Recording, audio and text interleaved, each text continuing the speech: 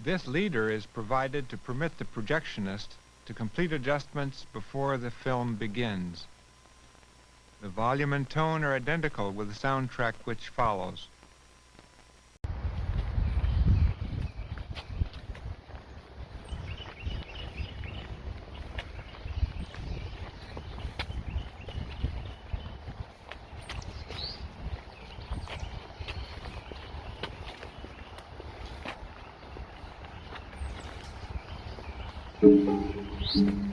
Surrealism. Pure psychic automatism by which it is intended to express, either verbally or in writing, the true function of thought. Thought dictated in the absence of all control exerted by reason, outside all moral or aesthetic preoccupations.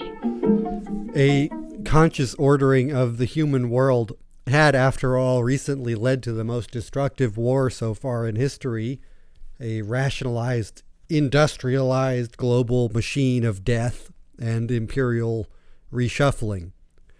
It made sense to divest from the strictures of order, propriety, logic, if that was what they would yield. It made sense to present an aesthetic expression of that divestment, to make the case for it in terms so weird and totalizing that it effectively broke the logic of all of the history of visual culture up to that point, while at the same time tying together various other orphaned threads from centuries earlier into one grand psychic anti-project.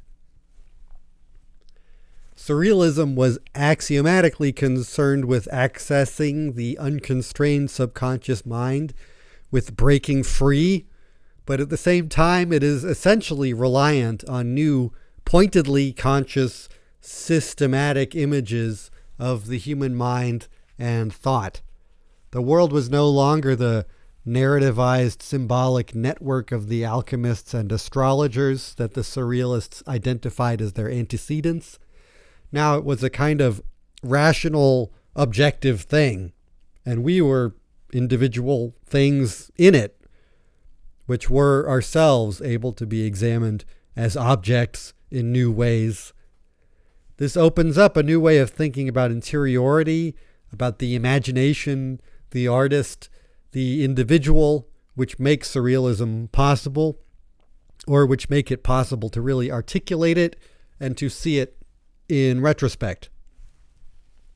I got interested in the surrealists around when I was starting college, basically because it did feel like a miracle to me that images and ideas could just emerge out of the subconscious. I saw no one else who seemed as struck by that. The images, if you were intentional or you got lucky, could be really extremely strange and specific and clearly articulated. I have a kind of sense of a constant stream of them being rendered in endless opaque profusion in some unobserved part of my brain. And sometimes, very rarely, I can have the part of me that pays attention actually pay attention to them, aiming my conscious self at them like an enormous unwieldy telescope or microscope. As I was at this moment in early adulthood, a little bit hardening into an uptight, materialist, atheistic sort of person, all this stuff having to do with interiority and experience still felt like the last big thing I couldn't square. I understand broadly the material basis for there being, a world, and there being people in it, and them looking and working the way that they do, but I don't understand why I'm in there looking out. Why is there a point of view in here? Why am I not a philosophical zombie? Anyway, that felt like the one magic thing, and the fact that there was all this subconscious stuff going on in my head that I could pay attention to if I worked at it felt like a sort of visual expression of that impossibility. Like your brain is taunting you, saying how arrogant you are to think you're in command of all this, to think you're something uniquely separate from material reality. Your little imagined dimensionless point of self, your immortal soul, etc. No, you're in the mud with the rest of everything else that's ever existed, and the mud is in you, and it's in your brain, and the mud is a ceaseless stream of strange pictures until you die. So that's surrealism to me. Why was this so exciting to me? At no point have I ever really seen myself as being a part of any movement contiguous with the European surrealists, but I was excited or relieved to see some articulation of the occult value of this weird sort of automatic imagery, some expression in parallel to my own excitement about it. There was a mystical aspect or a religious aspect to how they talked about this, and implicit in their prioritization of images that exist outside of conscious attention. If you acknowledge there's something worth recording there, then you're acknowledging a world in and out of yourself that's bigger than what you can understand. I like that. The main thing, though, was that it was starting to feel to me like there was a much bigger and weirder imaginal space out there in here than what was presented to me in the visual culture that surrounded me. And realizing that, or trying to move always in the direction of realizing that, has been one of the major engines of everything I have made for the past 20 years.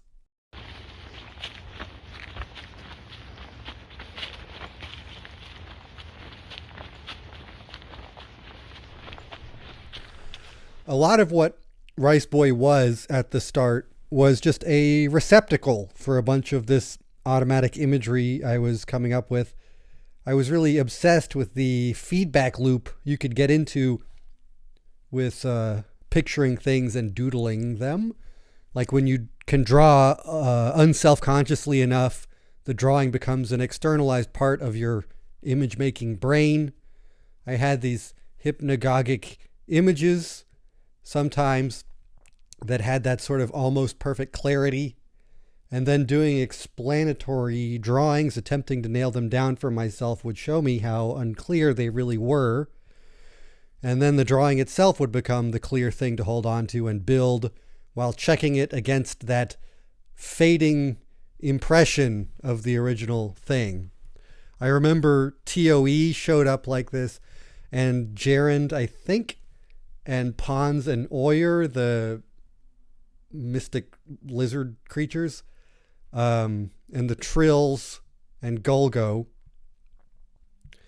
There is something superstitious or like periodically religious about holding onto these images, kind of.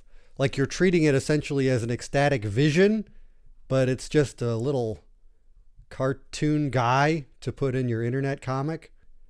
And the ridiculousness of taking it so seriously kind of makes you want to take it more seriously. In the years since Rice Boy, I have basically maintained this same attitude. The character of Vatu was basically a fully formed automatic image, as was Sola, the protagonist of Island Book, as were Spondule and Navichet, the characters around whom I've built Third Voice, the most ambitious thing I will ever make in my life. Rice Boy himself was a little doodled character I had been drawing in various ways since high school. I had made some loose little mini comics with him and had a feel for him as a kind of lonely, insecure figure. There are ways I think he provided a way to talk through certain emotional and interpersonal issues. There's a strong mopey aspect to him. There is obviously not very much going on with this character design. Something cartoonists understand, or at least have a handy parable of, is how readily people anthropomorphize a thing that is not really a person. A lot of what the comic Rice Boy was, in retrospect, was playing with this. How much can a character be understood and related to if it's made as graphically limited as possible? How much do I need in order to be able to communicate with it, that is, to use it to communicate? And how much does the reader need to receive it as I intend? Does the character still work in a more visually developed context? Does that make it more or less believable? What about a character that's more overtly an inanimate object? It's easy to anthropomorphize a robot, of course, but what if I remove even more of my tools and he has no face even?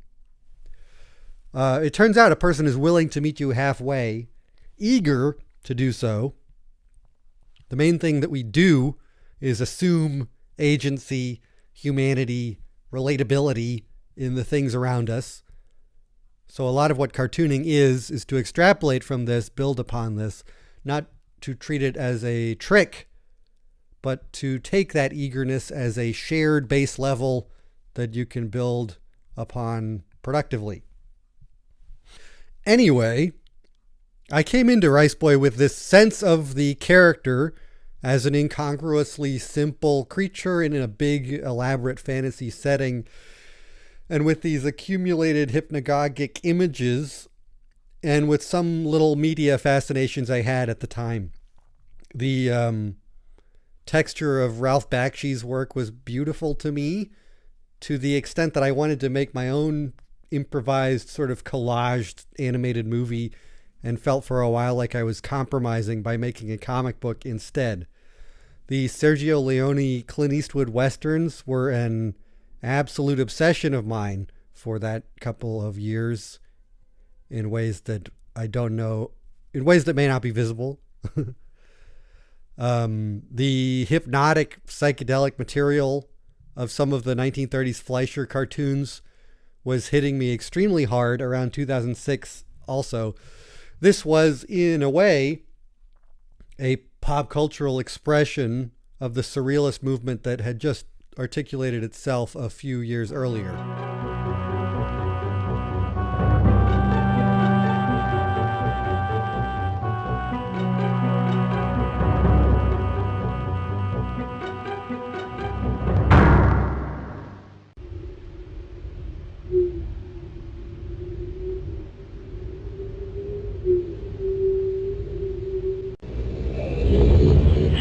Also, there was Lord of the Rings, which I hadn't at this point yet read, but the movies left an enormous footprint in my, and I guess the world's, conception of what fantasy fiction was.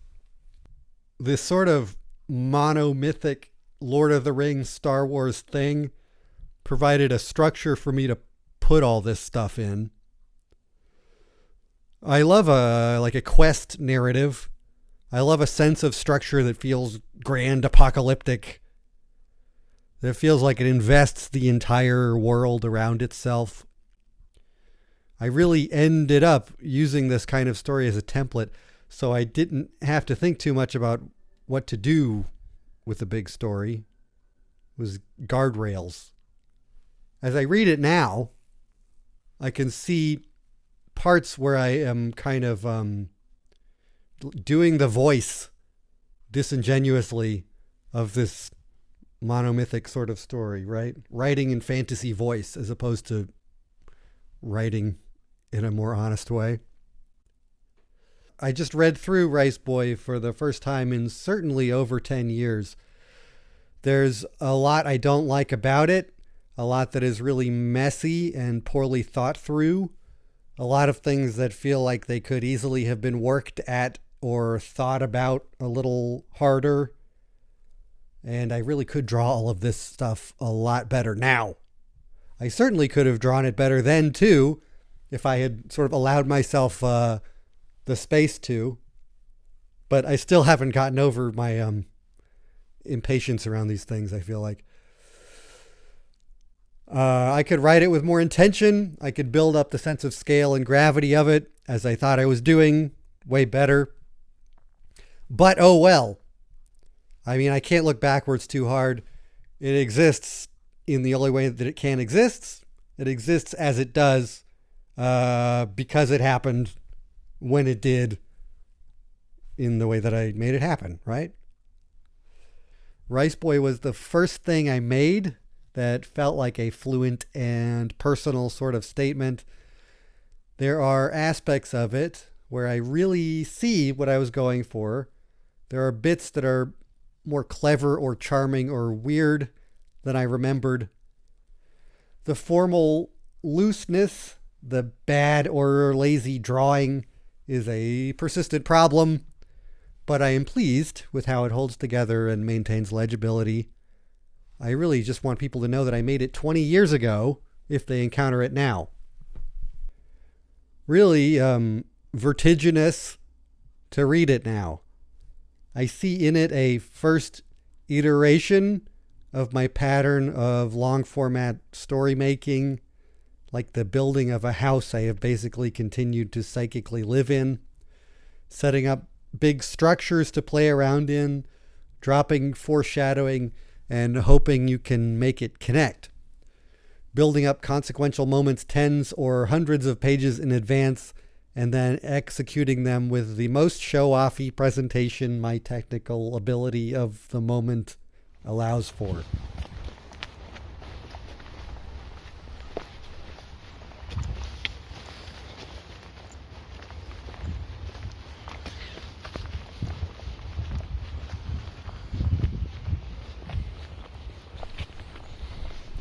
When I read through Rice Boy now, it feels like there's a constant profusion of revelation and prophecy, so much that it builds a sense of like flimsiness or irony.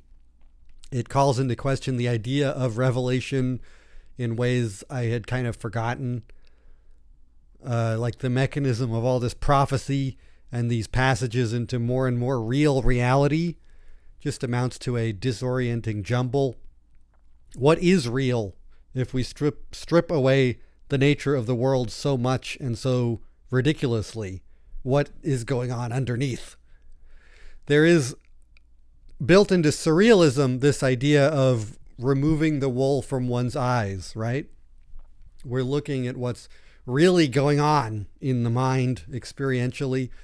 We're stripping from ourselves the contingent shackles of culture, ideology, etiquette to get at the raw, real stuff. In thinking about 2006 and living in the world since then, I am constantly preoccupied with frameworks or logics that do this sort of thing, that purport to show you how things really are. Journalism feels like a signal example. Journalism operates on a sort of premise of objectivity, but can you believe in an objective news media after the consent building for the Iraq War? Or if you hadn't lost faith in it then, you probably lost faith in it in the first Trump administration, or Israel's genocide of the past 2 years, or the second Trump administration. What is the theoretical objective perspective here? What journalistic institution could say anything disinterestedly? In the area of prophecy and revelation, let's look at what was happening to American Christianity loudly and constantly in the mid-2000s. There is an interfacing of pre-modern scripture with a very modern idea of journalistic objectivity that yields grotesque ahistorical ideas like New Earth creationism and geopolitical projects to bring about the supposed literal material of the book of Revelation. These are absolutely ascendant cultural forces in the W. Bush administration and in the general American milieu after 9/11. These are ways that people think that they are seeing a more real reality, right? With that being a loud cultural force, one can see the place for the thing that became new atheism, new models of atheism that are tailor-made to argue with the most easy to argue with permutation of Christianity so far invented. This was an enormous phenomenon on the internet in the mid-aughts. This atheism also purports to show the world as it really is, free of the conspicuous and antisocial mythologies deforming much of the culture. But as time goes on, it becomes quickly clear that the self-assured public intellectuals of the new atheist movement haven't escaped ideology either. Look how predictably they turn their supposed objectivity in directions Islamophobic, misogynistic, transphobic, as befits the culture war needs of the moment. Take it easy, dude, but take it. I think a similar thing can be seen in certain vulgarized threads descendant from the early surrealists. Maybe we can call this psychedelic culture, psychedelic thought.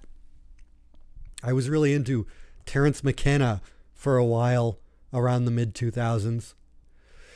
It becomes clear that this sort of pseudo-mystical, transcendent reality-seeking thing does less to reveal truths to people than it does to eliminate their defense mechanisms against conspiratorial or superstitious or basically reactionary thinking.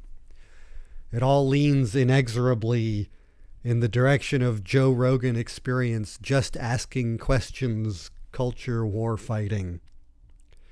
So there's some sort of line you can draw from Terence McKenna to Elon Musk, Salvador Dali to right-wing edgelordism, Richard Dawkins, Lawrence Krauss, etc., to Jeffrey Epstein.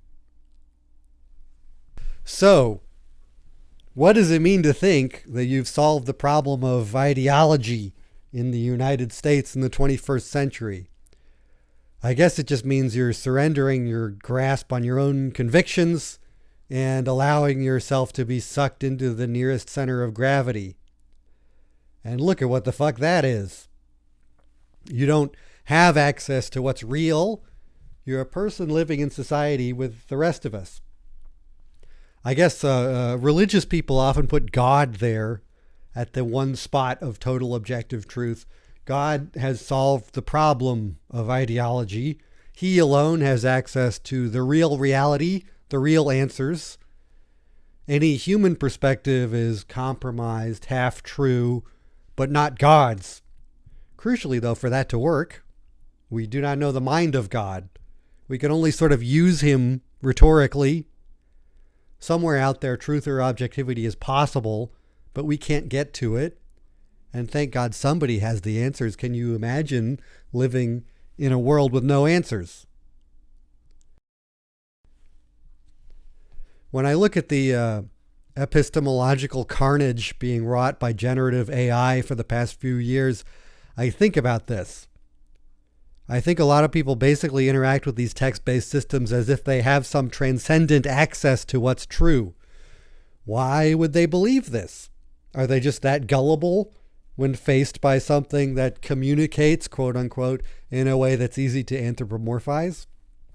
Why also do they seem so desperate to believe this? Like people were just waiting for something to slot into that space of objective authority for themselves? I know this really should be a don't hate the player, hate the game situation, but it does disgust me. It disgusts me that anybody would debase themselves to rely on one of these things, or at this point to interact with them in any way at all. What made me start thinking about this was some of the talk around hallucinations. This is obviously a different usage of the word than the one we might use in talking about surrealism, for example.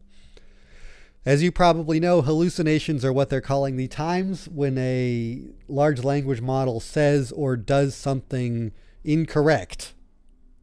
The nature of the incorrectness is sometimes extremely weird, as these systems are functionally black boxes building their own internal semantic networks or whatever it is they're doing.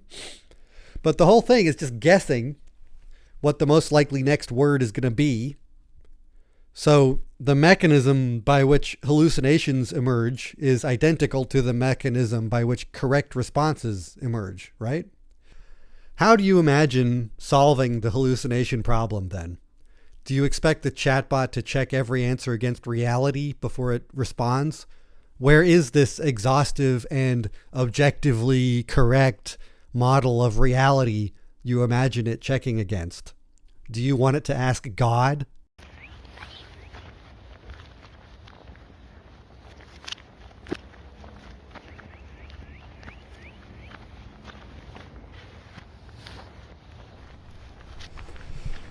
There's a comparison that I was seeing made a lot between the infinite strange roiling material of the human subconscious that the surrealists visualize, and the black box pile of stolen training data that these chatbots work from. This is basically hype. It further builds up the idea that these models are conscious. They're just like us, but soon they'll be smarter than us, and this is a grand project you better get in on the ground floor of, not an extremely fragile bubble in the process of destroying the world economy, etc.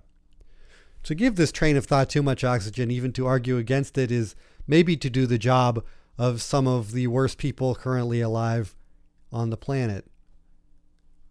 But there is some sort of comparison you can draw. There is a way that we are combining and recombining stuff we've seen in our heads. When we have these emergent images, they're not totally out of thin air. They're recombined and recontextualized by parts of our brains we have no specific experiential connection to. This is the way dreams work, right? This is how the imagery that so fascinated the surrealists was, while seeming chaotic and meaningless, still connected to meaning through millions of little weird threads, making courses exactly personalized through the mind of the person making the thing. I just want to underline that by using a technological metaphor to talk about what our brain does, we are not saying that the technological thing is really like us in the fetishized metaphysical, it has a consciousness way that people do. We've been comparing human beings to things for as long as we've had the cultural tools to do so, right? There is an uncanny quality that some of the less developed AI video generators have, where their output feels like it has the texture and the rhythm of the hypnagogic imagery in my head. This was extremely unsettling to me at the time a few years ago. There's a comparison here that it might be interesting to draw if the whole project of generative AI wasn't so anti-human and apocalyptic. There is a way one can imagine some of the less ideologically disciplined artists of the 1920s movement being interested in this stuff. But am I interested in weird imagery just because it's weird imagery, or because it came out of a human being and it's made as a part of a human being's life? I'm interested in people. As a person, I have to assume you are too. I had these little hypnagogic images like I was talking about, and I built a lot of what Rice Boy was out of them. How interesting would it really have been if I could just generate the stuff through a single discrete act? No, I had to hold on to them and build them out using my body and my life and the little skills I had until they were a whole fictional space that was expressive in some opaquely convoluted way of those initial dream feelings, and expressive also of the life that you and I are sharing in humanity. There's like nothing there for me if it's not about that. I feel betrayed, parenthetically. I feel betrayed almost at every little bit of interest or even indifferent acceptance of AI-generated imagery that I see out there. I have been living my whole life being interested in images because they're things made by people. I thought that's what we were all doing. I thought that was the point of images. I'm interested in drawings because they're expressive of a person's seeing. But there are people out here who just fucking want the pictures? What is that? What's the point of the pictures if they're not coming from a perspective? It's like we have been having our visual literacy eroded for decades, exactly to prepare us to be receptive to this inhuman shit.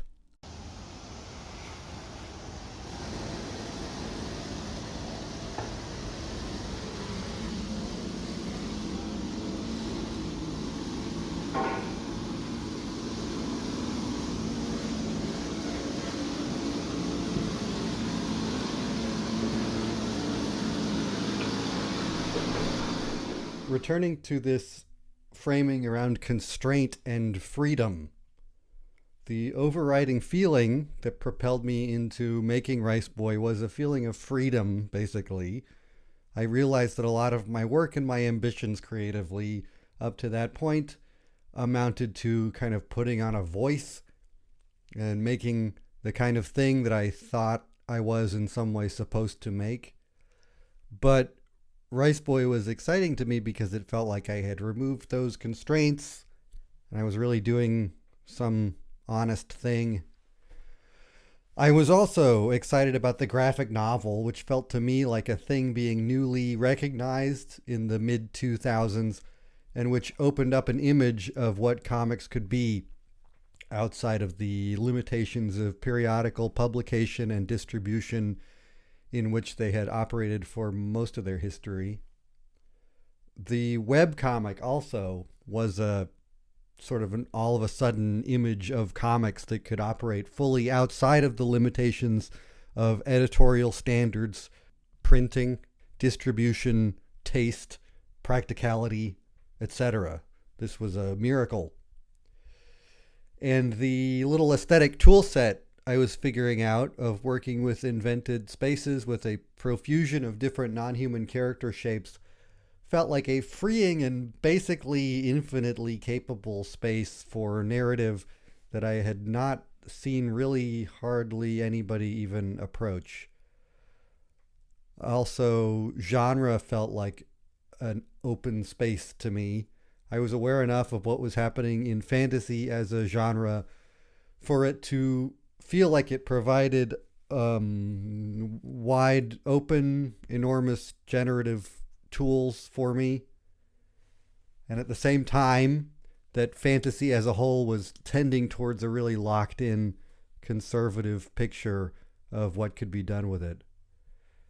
Man, you really can't say generative tools anymore. But, okay, let's complicate all of that. In retrospect, these ways I had of feeling unconstrained were sort of making invisible to me the ways in which I was constrained. I was working within traditions and frameworks I wasn't thinking about. I was walking a kind of narrow path of what was possible for me. It has become more honest and productive to be aware of the ways in which I was constrained. Firstly, the idea of some medium, some form of comics being a place of uncompromised artistic vision is ridiculous. Isn't making anything, just piling together a succession of compromises. This is something you figure out if you try to make anything. Every step of making it is kind of a disappointment, a locking in of the original idea too much. But bringing it into reality at all is productive in ways you're never able to predict. What do you imagine an uncompromised statement is, anyway? Something said from a place of total separation from the limitations of the world and the person it comes out of? What would be the point of that exactly? Serialization is a particular sticking point, I think, for this kind of compromise idea in comics. Forgive me, I have thought and written a lot about this before. Comics being historically so tied to serialization lends a rhythm to their storytelling that can feel stilted and can lead one to think that the graphic novel is a more pure incarnation of the form. I always think about how originally serialized monthlies that are later published as graphic novels always seem a little bit kind of embarrassed about the visible themes, the artifacts of their original publication. But it has been productive to me lately to see serialized work as an actual fully formed thing and to see the graphic novel as a form every bit as industrially circumscribed as the floppy monthly comic book, for example.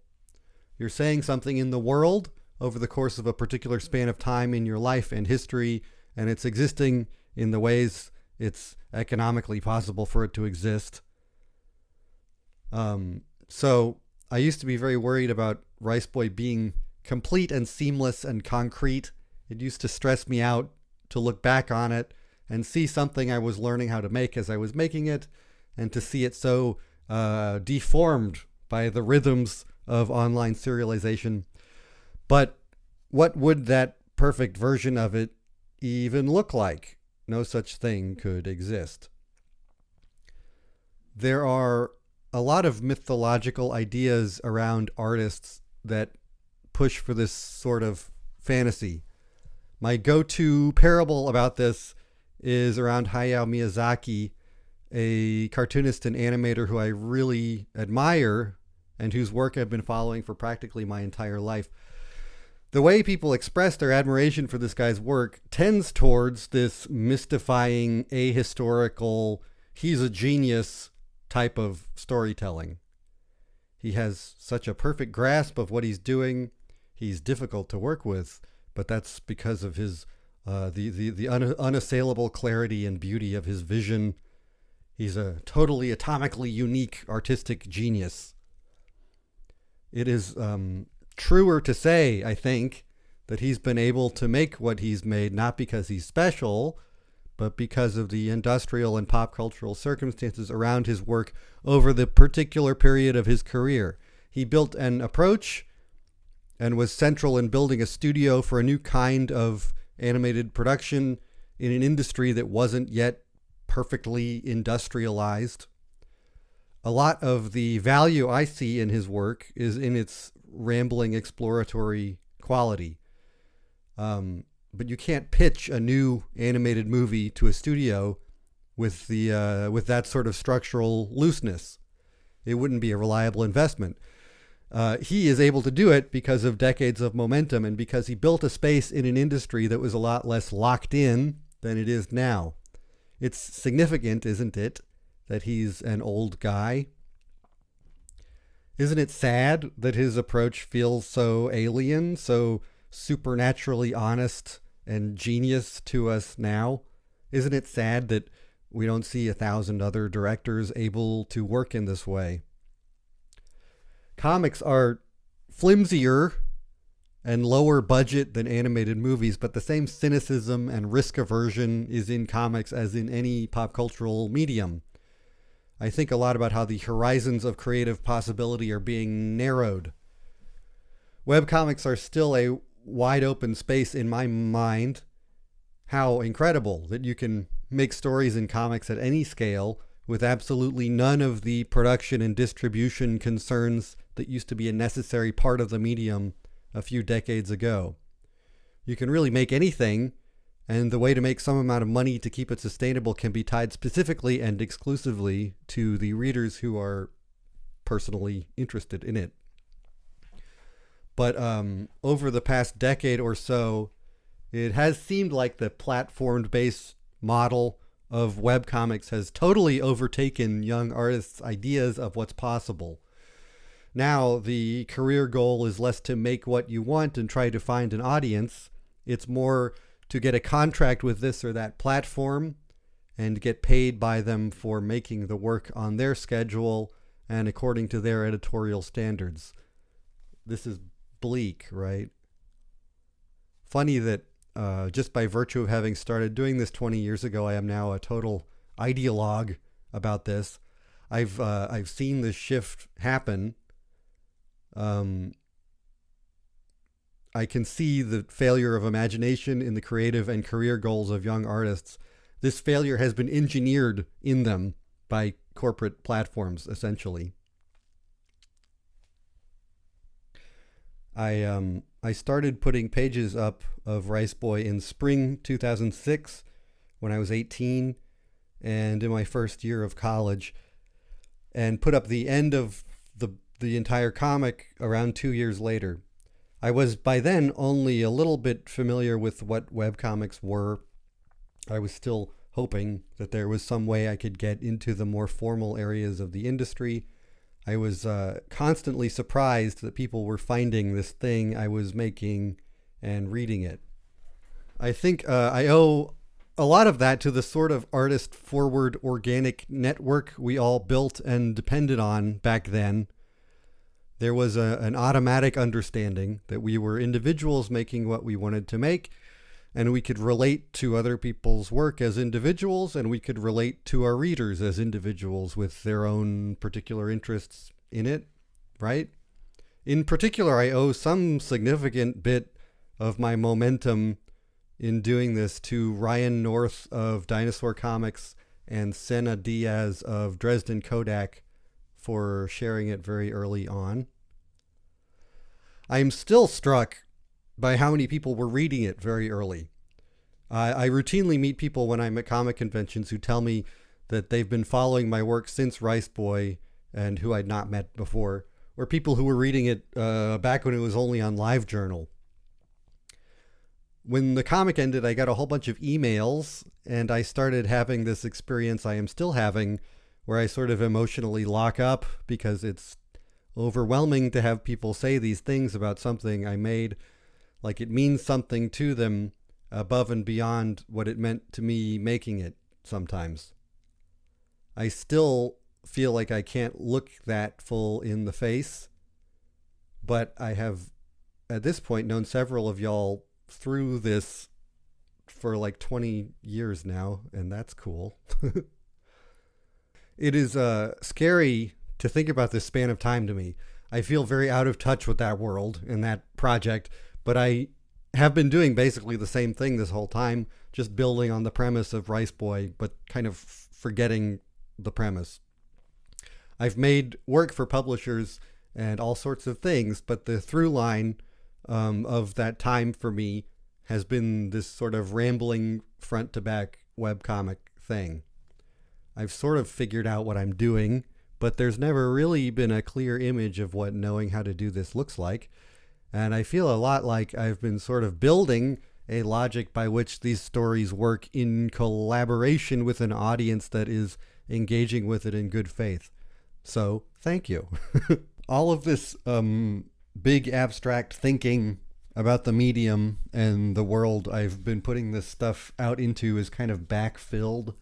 Over the course of time I was actually working on Rice Boy, I wasn't a part of any professional sort of comics world. I didn't, have the picture that I'm retrospectively presenting here. But the community at the competitive comics drawing site entervoid.com was a huge part of my life in late high school and into college. Some very cool people and an encouraging, excitable culture that really did push me to take this stuff seriously in ways I otherwise just absolutely would not have. A lot of people there were very encouraging about Rice Boy in particular, which I was seeing as a kind of abrupt departure from the sort of action-focused comics I had been drawing in that community. I feel sad about losing touch with a lot of that crowd. So there was that, but then there was also being in college and being around this group of brilliant and weird people with very different interests who I knew in college. I sometimes enormously miss that.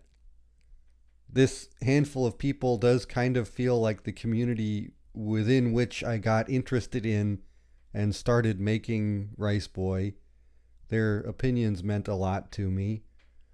Over the course of those 2 years, I was focusing on school less and less and Rice Boy more and more. And at a certain point, that almost seemed like a reasonable thing to do, but I didn't know. It is weird being 38 years old. It's fucked up. I see myself as the same person as then, but everything works differently with more context and more momentum. Being a very young adult, you have all of these built-in narratives for starting out, making commitments, and learning and doing things. But then eventually you're just living a life for years and years, and it becomes extremely easy to lose any sort of big picture of what you're doing. I guess the idea is that eventually you make your own pictures. Whoops. It is kind of funny to have ended up with such a clear through line of narrative, creative material that I've made over this whole course of time. Like, these things I made are maybe more incidental records of where I was at and how I was thinking at a given moment than they are permanent statements outside of myself. Rice Boy is still on the internet and free to read at rice-boy.com, where it has been for most of that 20 years. There's a bunch of extra art and other stuff there, and also, of course, some newer and better work that I have made. And please, I beg you to read Third Voice. I'm updating it most weeks with several pages, and I think it's good. There have been several self-published editions of the whole comic as a book, but the print version since 2018-ish has been a nice paperback version available through Iron Circus Comics in Chicago. A whole lot of other stuff I've made in connection with this is available through my store with Topatico, topatoco.com. Thank you, Topatico. This was fun. I think that's all that I can really think of to say about making this comic 20 years ago. Tremendously appreciate your interest, everybody. Well, have a good one.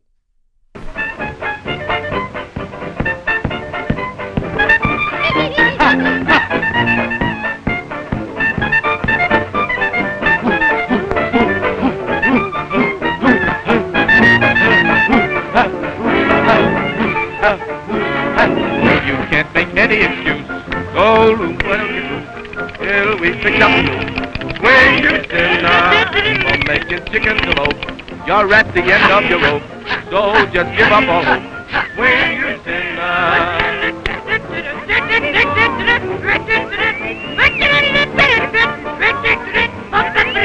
We'll stretch you like a giraffe, maybe what you would have. Just give us a laugh. Swing